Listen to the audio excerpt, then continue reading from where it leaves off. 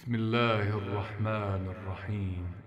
اعوذ باللہ من الشیطان الرجیم بسم اللہ الرحمن الرحیم الحمد للہ رب العالمین وبہ نستعین وهو ناصر ومعین اما بعد فقد قال مولانا امیر المؤمنین علی بن ابی طالب علیہ الصلاة والسلام اعجز الناس من عجز عن اکتساب الاخوان واعجز منہ من ضیع من ظفر به منہم۔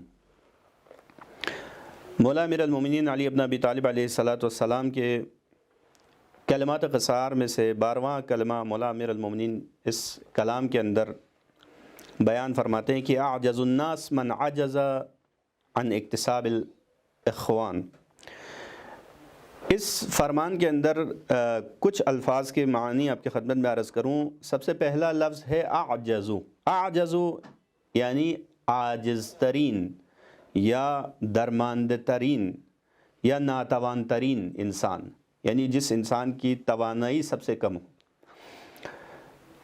اکتساب کسب سے ہے اور اس کا معنی ہے کسب کرنا، حاصل کر لینا یا پا لینا۔ الاخوان اخ کی جمع ہے اور یہ بھائی، برادر اور دوست کے معنی میں استعمال ہوتا ہے۔ ضیع کا معنی ضائع کیا یا کھو دیا، اور آخری لفظ ہے ظفرہ۔ ظفرہ کا معنی ہے کامیاب ہوا۔ ترجمہ اگر اس کا ترجمہ آپ کی خدمت میں عرض کروں تو مولا فرماتے ہیں کہ اعجز الناس من عجز عن اکتساب الاخوان۔ عاجز ترین انسان وہ ہے جو دوست حاصل کرنے یا بھائی بنانے سے عاجز رہے، یعنی کوئی اپنا دوست بنانے سے عاجز رہے۔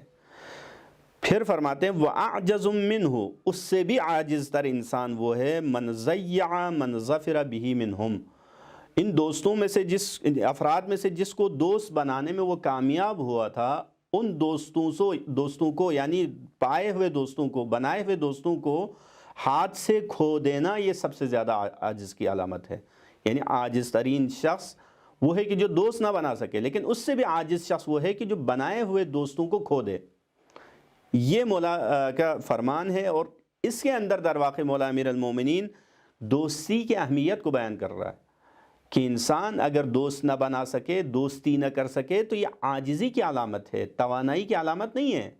بہت سارے لوگ سمجھتے ہیں کہ مجھے کسی کی کیا ضرورت، میں دوست کیوں بناؤں کسی کو اپنے آپ کو قادر اور قدرت مند سمجھ کر کہتے ہیں کہ مجھے کیوں دوست بنانے کی کیا ضرورت ہے۔ یہ در واقع کسی کو دوست نہ بنانا یا نہ بنا سکنا یہ خود ناتوانی کی علامت ہے، کمزوری کی علامت ہے۔ لہٰذا ایک اور جگہ پر فرماتے ہیں مولا امیر المومنین المودۃ قرابۃ مستفادہ، فرماتے ہیں کہ دوستی جو ہے وہ انتہائی مفید قرابت داری ہے، رشتہ داری ہے۔ یعنی ایسی دوستی در واقع ایک نوع کی رشتہ داری ہے۔ بعض اوقات ممکن ہے رشتہ داری ہو لیکن آپ کے اس کے ساتھ کوئی دوستی نہ ہو، آپ کی اس کے ساتھ کوئی محبت نہ ہو، لیکن دوستی ایک ایسی رشتہ داری ہے کہ جس میں ہمیشہ فائدہ ہی فائدہ ہے، نقصان کبھی نہیں ہوتا ہے۔ یا ایک اور جگہ فرماتے ہیں کہ رشتہ داری و قرابت جو ہے دوستی کے بغیر برقرار نہیں رہ سکتی ہے، صحیح ہے، جبکہ دوستی کے لیے رشتہ داری کا ہونا ضروری نہیں ہے۔ یعنی رشتہ داری جو ہے وہ دوستی کے بغیر برقرار نہیں رہتی، لیکن دوستی کے لیے رشتہ دار ہونا ضروری نہیں ہے۔ اگر آپ نے کسی کو دوست بنانا ہے تو اس کے لیے رشتہ دار ہونا ضروری نہیں ہے، لیکن جب کسی کے ساتھ رشتہ ہے تو رشتے کے ساتھ ساتھ دوستی بھی نبھانی پڑتی ہے، وہاں محبت بھی کرنی پڑتی ہے۔ تو لہٰذا دوستی کی بہت اہمیت ہے۔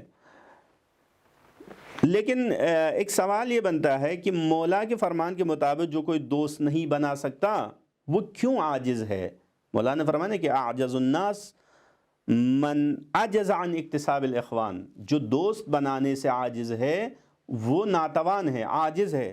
تو ایسا عاجز کیوں ہے؟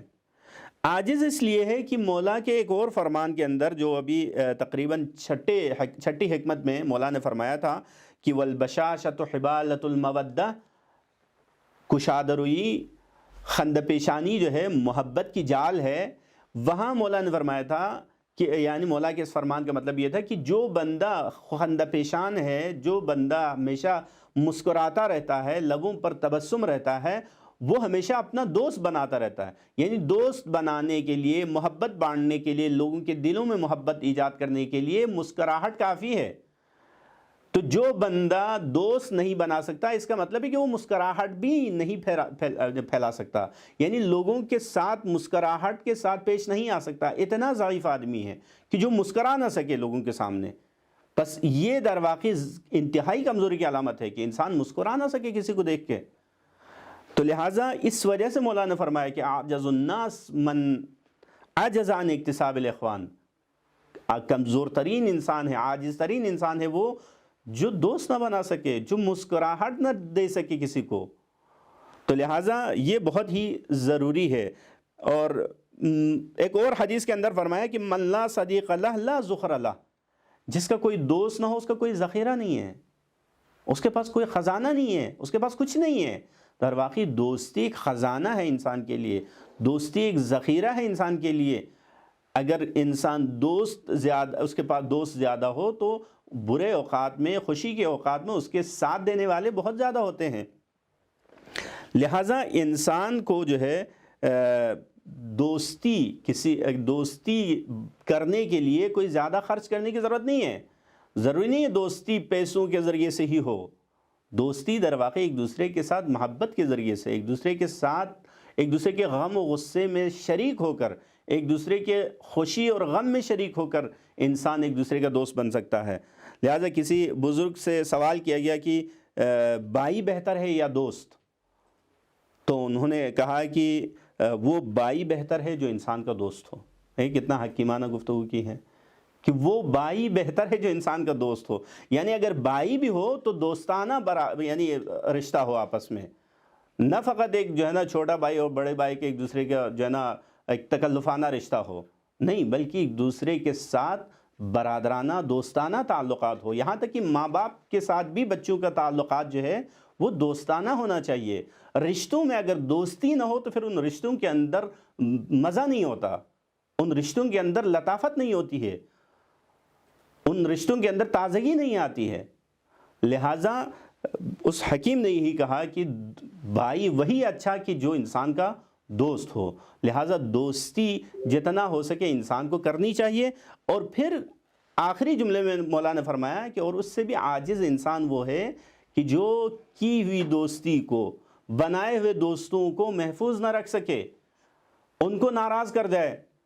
یہ بہت دفعہ ہوتا ہے کہ انسان دوست تو بنا لیتا ہے لیکن پھر وہ دوستی کے تقاضے پورے نہیں کر پاتا، بہت جلد لوگوں کو ناراض کر دیتا ہے۔ لہٰذا دوستی بنانے سے عاجز ہونا ایک کمزوری ہے، لیکن دوست بنانے کے بعد اس دوست کو گنوا بیٹھنا، اس دوست کو ہاتھ سے جانے دینا، یہ خود بہت بڑی کمزوری ہے۔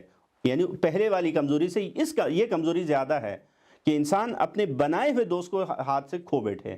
لہٰذا انسان کو ہمیشہ دوستانہ زندگی گزارنی چاہیے، چاہے رشتہ داریاں بھی نبھانی ہیں تو پھر انسان کو دوستانہ انداز میں ہی رشتہ داریاں نبھانی چاہیے۔ والسلام علیکم ورحمۃ اللہ وبرکاتہ۔